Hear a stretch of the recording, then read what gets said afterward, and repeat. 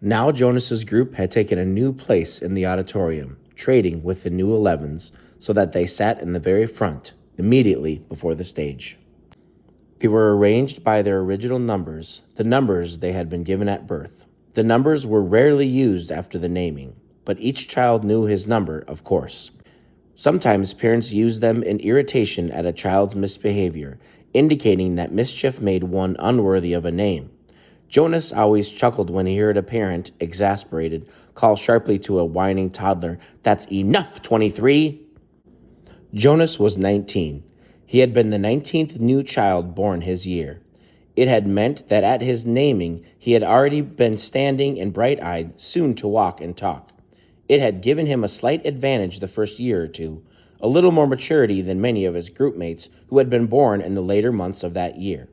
But it evened out, as it always did, by 3. After 3, the children progressed at much the same level, though by their first number one could always tell who was the few months older than others in his group. Technically, Jonas's full number was 1119, since there were other 19s, of course, in each age group. And today, now that the new 11s had been advanced this morning, there were 2 1119s. At the midday break, he had exchanged smiles with a new one, a shy female named Harriet.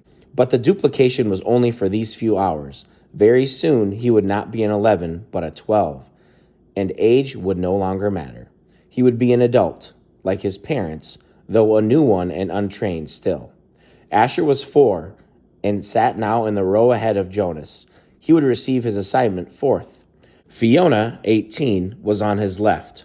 On his other side sat 20, a male named Pierre, who Jonas didn't like much. Pierre was very serious, not much fun, and a worrier and tattletale too. "Have you checked the rules, Jonas?" Pierre was always whispering solemnly. "I'm not sure that's within the rules." Usually it was some foolish thing that no one cared about. Opening his tunic, if it was a day with a breeze, taking a brief try on a friend's bicycle, just to experience the different feel of it. The initial speech at the ceremony of 12 was made by the chief elder, the leader of the community who was elected every 10 years. The speech was much the same each year. Recollection of the time of childhood and the period of preparation, the coming responsibilities of adult life, the profound importance of assignment, the seriousness of training to come. Then the chief elder moved ahead in her speech. "This is the time," she began, looking directly at them, "when we acknowledge differences. You 11s have spent all your years till now learning to fit in, to standardize your behavior, to curb any impulse that might set you apart from the group. But today we honor your differences. They have determined your futures." She began to describe this year's group and its variety of personalities, though she singled out no one by name. She mentioned that there was one who had singular skills at caretaking, another who loved new children, one with unusual scientific aptitude, and a 4th for whom physical labor was an obvious pleasure. Jonas shifted in his seat, trying to recognize each reference as one of his groupmates. The caretaking skills were no doubt those of Fiona on his left. He remembered noticing the tenderness with which she had bathed the old. Probably the one with scientific aptitude was Benjamin, the male who had devised new, important equipment for the rehabilitation center. He heard nothing that he had recognized as himself, Jonas. Finally, the chief elder paid tribute to the hard work of her committee, which had performed the observations so meticulously all year. The committee of elders stood and was acknowledged by applause. Jonas noticed Asher yawn slightly, covering his mouth politely with his hand. Then, at last, the chief elder called number 1 to the stage, and the assignments began. Each announcement was lengthy, accompanied by a speech directed to that new.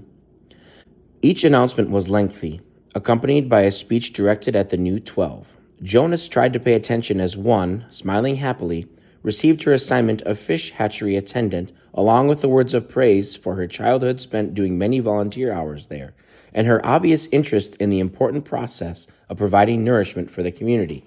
Number 1, her name was Madeline, returned, finally, amidst applause, to her seat, wearing the new badge that designated her fish hatchery attendant. Jonas was certainly glad that that assignment was taken. He wouldn't have wanted it, but he gave Madeline a smile of congratulations. When 2, A female named Inger received her assignment as birth mother.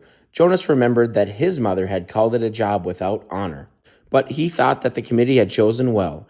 Inger was a nice girl, though somewhat lazy, and her body was strong. She would enjoy the 3 years of being pampered that would follow her brief training. She would give birth easily and well, and the task of laborer that would follow would use her strength, keep her healthy, and impose self-discipline.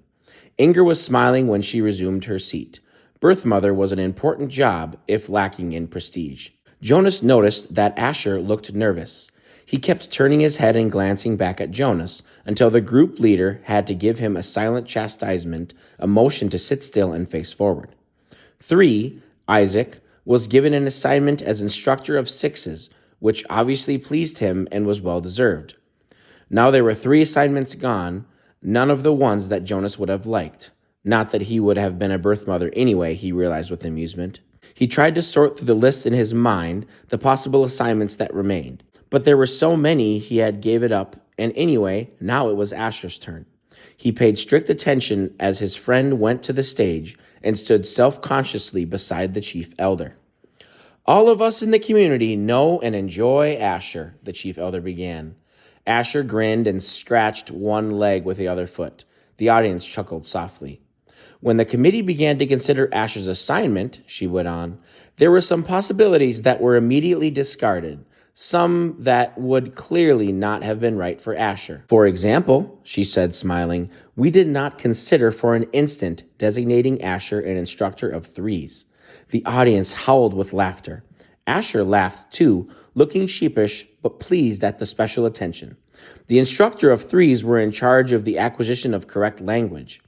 In fact, the chief elder continued, chuckling a little to herself, we even gave a little thought to some retroactive chastisement for the one who had been Asher's instructor of threes so long ago.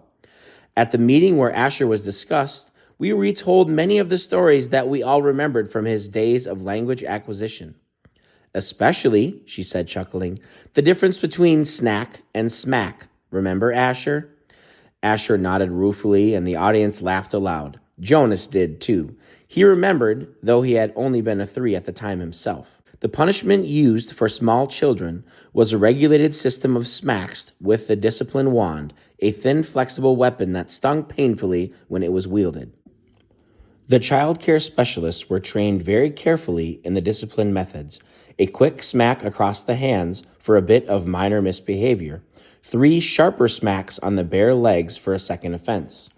Poor Asher, who always talked too fast and mixed up words even as a toddler. As a 3, eager for his juice and crackers at snack time, he one day said smack instead of snack as he stood waiting in line for the morning treat. Jonas remembered it clearly. He could still see little Asher wiggling with impatience in the line. He remembered the cheerful voice calling out, I want my smack. The other 3s, including Jonas, had laughed nervously. Snack, they corrected. You meant snack, Asher. But the mistake had been made, and precision of language was one of the most important tasks of small children. Asher had asked for a smack. The discipline wand, in the hand of the child care worker, whistled as it came down across Asher's hands. Asher whimpered, cringed, and corrected himself instantly. Snack, he whispered. But the next morning, he had done it again, and again the following week. He couldn't seem to stop, though for each lapse, the discipline wand came again, escalating to a series of painful lashes that left marks on Asher's legs. Eventually, for a period of time, Asher stopped talking altogether when he was a 3. For a while, the chief elder said, relating the story, we had a silent Asher, but he learned. She turned to him with a smile. When he began to talk again, it was with greater precision, and now his lapses are very few. His corrections and apologies are very prompt, and his good humor is unfailing. The audience murmured in agreement. Asher's cheerful disposition was well known throughout the community. Asher, she lifted her voice to make the official announcement, we have given you the assignment of Assistant Director of Recreation. She clipped on his new badge as he stood beside her, beaming. Then he turned and left the stage as the audience cheered. When he had taken his seat, The chief elder looked down at him and said the words that she had said now 4 times and would say to each new 12. Somehow, she gave it special meaning for each of them. Asher, she said, thank you for your childhood. The assignments continued, and Jonas watched and listened, relieved now by the wonderful assignment his best friend had been given. But he was more and more apprehensive as his own approached. Now the new 12s in the row ahead had all received their badges. They were fingering them as they sat, and Jonas knew that each one was thinking about the training that lay ahead. For some, one studious male had been selected as doctor, a female as engineer, and another for law and justice. It would be years of hard work and study. Others, like laborers and birth mothers, would have a much shorter training period. 18, Fiona, on his left, was called. Jonas knew she must be nervous, but Fiona was a calm female. She had been sitting quietly, serenely throughout the ceremony. Even the applause, though enthusiastic, seemed serene when Fiona was given the important assignment of caretaker of the old.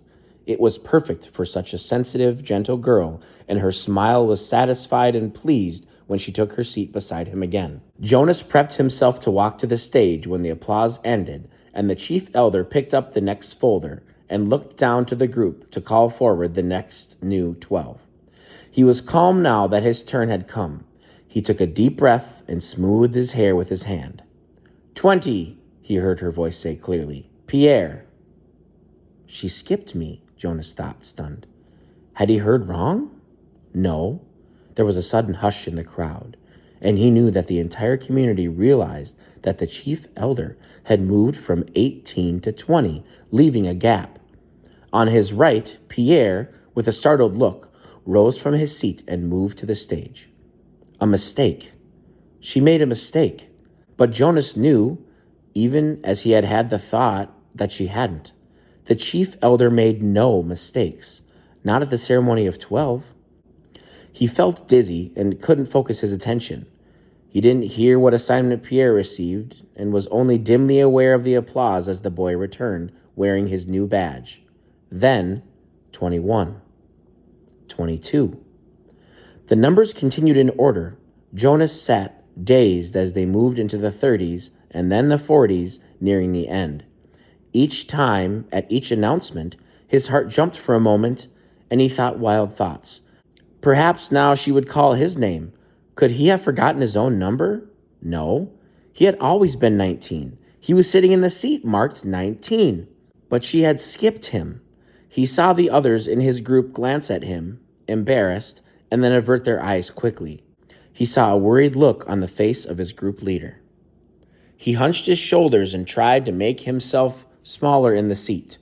He wanted to disappear, to fade away, not to exist. He didn't dare to turn and find his parents in the crowd.